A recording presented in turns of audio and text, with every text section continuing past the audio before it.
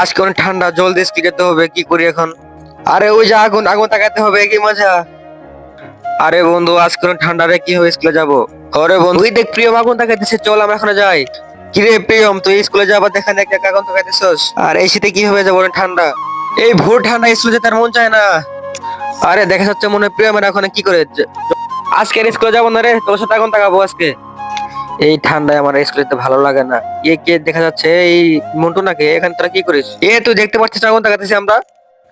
আজকে আমি স্কুলে যাবো না, তোমার সাথে আগুন তাকাবো। এই ঠান্ডায় কি স্কুলে যেতে মন চায় বলো তোমরা? এই দেখো সাইকেল চালাতে হাত একদম বরফের মতো হয়ে গেছে। এ ভাই, আমি একটু কথা কই, তোমরা সবাই শোনো। আমার ওখানে গা ঠান্ডা লেগেছে, তাই এখন আমি এখন চাপ দিয়ে সবকিছু শেষ করে দেবো। কি মজা, শান্তি। অন্য আরে এই শালা আমাকে সব শেষ করে ফেললো। কি করি এখন, কি করবো কিছু বুঝতে পারতেছি না। চল পালাই। এই মন্টু ঝুন্টুকে ধর আজকে, আলা আজকে আমাদের আগুন থাকা নষ্ট করে দিল। এখন কি করবে, এখন বুঝতে পারছেন, মার থেকে মার।